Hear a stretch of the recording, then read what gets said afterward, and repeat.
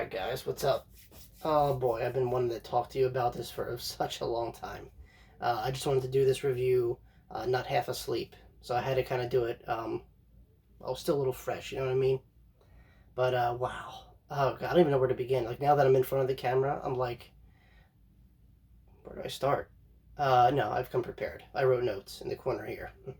But yeah, this movie is crazy violent. Now I've seen some stuff, growing up. Obviously, horror is nothing new to me. I've seen movies like Caligula, Human Centipede, 120 Days of Sodom. Another movie I don't want to mention, ABC's of Death, Cannibal Holocaust. I could go on and on. Real violent movies like Faces of Death.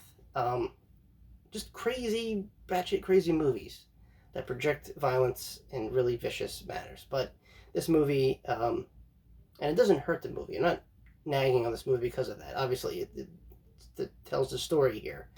Uh, but the violence portrayed in this film is just so in your face. There's not that many cutaways.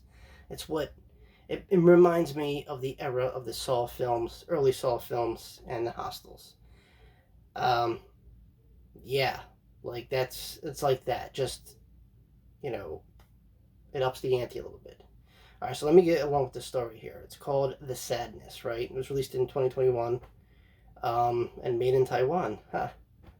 The director isn't from Taiwan. He's actually Canadian, Rob Jabez. And as far as I know, I looked at his IMDb. He's done a lot of shorts. I believe this is his first feature film, and he's done a spectacular job. Rob, if you're listening, do more movies like this or something in this vein. Please. You're awesome. It has the same uh, factor as in, like, when you see movies like Hereditary, Midsummer, it has that shock value. Not from violence, but from, like, big WTF moments. Like, what am I watching? This is crazy, mind-blowing stuff. Now, this does that, too, just with violence. In your face, zero fucks given. That's it. Bottom line kind of deal. So like I said, it's a foreign film. For one of those people that have a hard time reading subtitles, just bear with it. I wouldn't steer you wrong. I've been watching horror movies a very, very long time. And I love foreign films. And yeah, I mean, it's one thing about horror movies and, showing graphic imagery as opposed to letting the mind wander and think. The Asians have been really good at portraying horror, in that matter. It's visceral and in your face. Um, God, there's so many Japanese and Korean films out there, and this one now being from Taiwan, but obviously with a Canadian director, it adds layers, because it's very true to force, like if this happened in real life, it's horrible. Now, there's been connections as I read more about this movie before I watched it anyway. They were um, naming a comic called Crossed, which had a kind of a similar premise. So basically, Crossed is about people that get infected with some virus and they develop a rash in the shape of a cross, or like the plus sign, and they turn into like psychopaths. And it's very similar to this. The infected in this film don't shamble. They're not like walkers or the infected as we've seen in Planet Terra or 20 Days Later. I mean, they're still conscious. They talk. They could use weapons, drive cars. They remember your name. Do really vicious acts. What the virus does in the movie takes away all rationality, and so you become a lunatic. You're aware of what you're doing, but you do it anyway, pretty much, in very, very vicious manner. Crossed, same premise. Now, these ain't, obviously, this isn't a live action version of that comic, but Cross on its own, from what I've seen, I see the similarities, and it looks like a fun read. I'll put a link to that too at the bottom of this review. Anyway, Thesadness. All right, what's it about? So, Brent Zhu, who plays Jim, and Regina Liu, or Lee, plays Kat, and they're a couple, average couple in Taiwan, and they kind of go about their day, pretty much. One goes one way, the other one goes the other way. Very, very short minor dialogue, just establishing the characters, and the real, you know, bits start getting to play actually fairly quick. Jim wanders off, and he's just seeing like horrific accidents. It looks like real visceral stuff, guts, innards, whatever, like a really bad collision, right? Um, Kat, she's on the subway. She's obviously traveling to work. It looks like comes across from very strange individuals, and I'll get to her bride in a second. But Jim comes across with this ghost, ghastly figure. I don't know if it's a guy. It could be a guy. I don't know. Some like old man, woman with like long hair and a robe. Um, Walks up in like a street shop, like a fast food place. Literally like spits on a guy. They're trying to restrain this lady or guy or whatever. I'm gonna say guy but I mean it's so creepy. When you get rid of like eyes in movies, or not make them like the infected in this film all have black eyes. That's how you distinguish them pretty much. No pupils, nothing, just black. And like I said, no rationality of what they do. No blame, no nothing. Just violence and anger. So yeah, from that scene, the guy that was spit on, he starts to change too and attack his friends. This lunatic in the robe dips some guys or throws like hot oil on some guy's face and starts peeling it.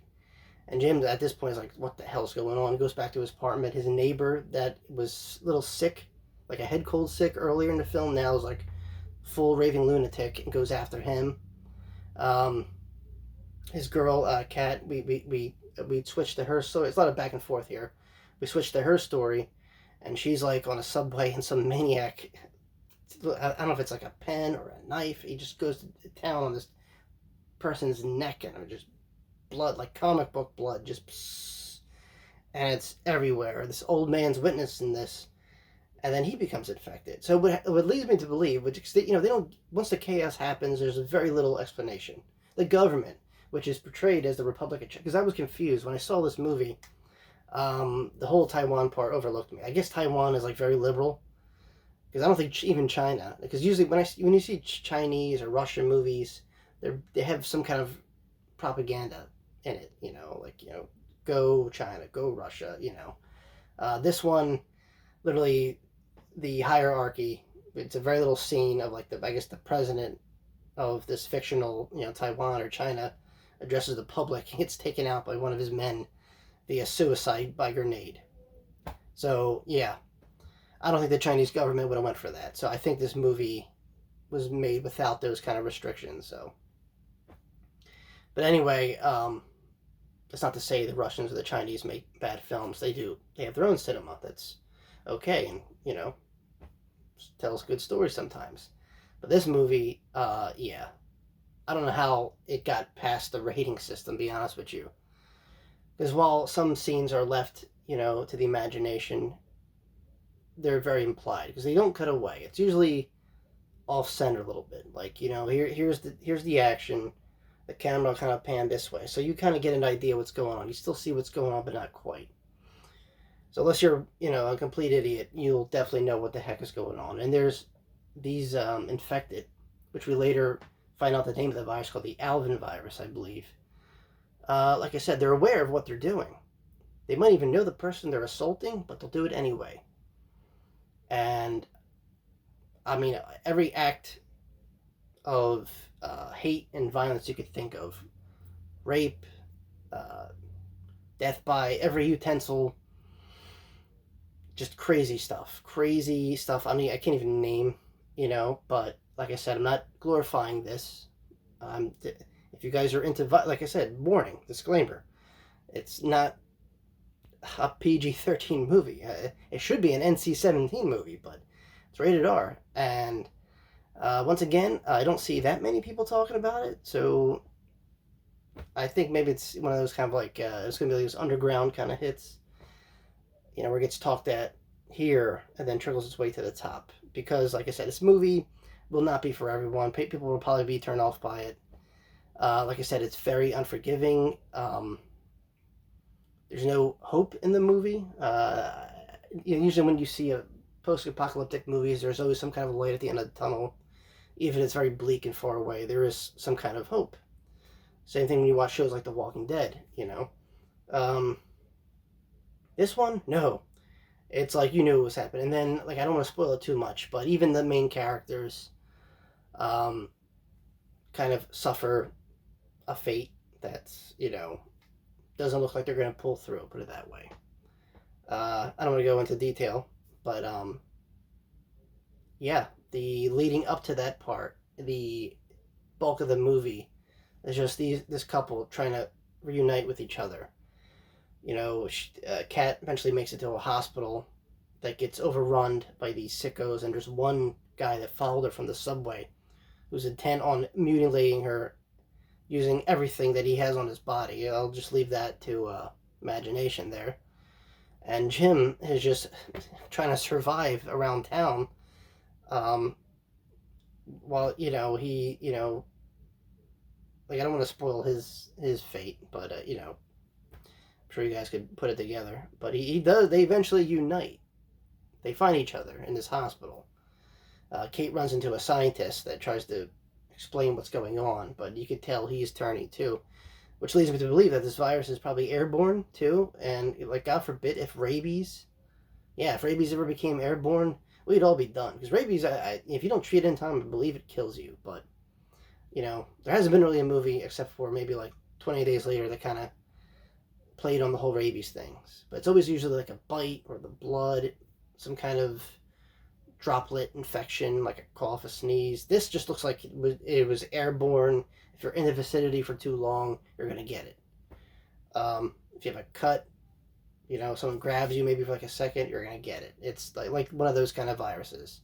Like I said, it's very bleak, very no hope kind of ending. I'm not going to spoil it, but doesn't really leave room for a sequel. But like I said, the way it cuts kind of leaves you, the ending, while it's very quick and to the point, it leaves you wondering, like, okay, well, what happens now? What's next? And you could probably, safely say the end, pretty much. But there's so many layers of this movie. It's not just a bloodbath.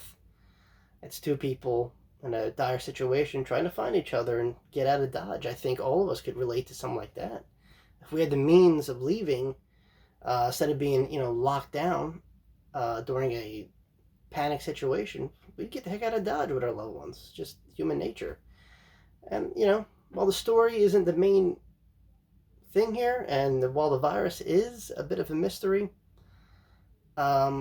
it's just how visceral, humans, when something is wrong, when something switches off our morality and our sense of thinking and the way we process stuff, this is bad, this is good, when that goes away by either psychosis or a virus, we're destructible weapons. Yes, we'll use anything on our body, we'll use as weapons. How do you think our ancestors made it this far? But yeah, hell of a ride. I'm so glad. Like I said, it was recommended. It's one of the first movies that actually I listened to the critics. And normally the critics is like always negative, with anything. Some are positive, mostly negative. Any movie. But there was a lot of positive for this. I'm like, well, I like zombie movies. I like positive feedback. Let me check it out. And I'm so glad I did. And I totally recommend The Sadness. You guys should see it. Like I said, it's not one of those, it's definitely violent. Okay, I will say that. There's some very suggestive things that happen in this film. It's not that over the top, but it is at the same time. I'm really trying to find a middle ground here, and I can't really connect it. It's its own movie. If you guys seen extreme stuff before, then this shouldn't be new to you. But I love how it was portrayed. It definitely is up there, one of my top films. Like I said, it's probably not going to win any awards anytime soon, but I'm just telling you, because I want to spread the word too, because people should see the movie, I mean, it's entertaining, it's different, you know what I mean? It's not like at the end of the day, it is a zombie apocalypse thing, but these zombies, like I said, they're different. They're infected. They could look like you and me. except for the whole, black eyes part, but they could attack and rip you to shreds with a smile on their face because they know it's happening. And there you go, guys. That's my little review for The Sadness. And what a wild ride. Please check it out. You will not be disappointed. Really, really. It's, if anything, it's one of those movies you can sit down and drink a beer to and just look at the screen saying, what the heck am I watching? It's pretty nuts. But like I said, fun nonetheless. Alright, guys. Well, that's all I got to say about The Sadness. Definitely recommend it. Like I said, it's not my new favorite film, but it's up there. And like I said, I'm so glad I discovered it. And I hope you guys feel the same. Or maybe you hate it. I don't know. Maybe you watched it already and you thought it was like, ew, what the hell? This is crazy. Let me know in the comments if you want. Alright, yeah. Hopefully I see you guys very, very soon. And as always, thanks for watching. Peace.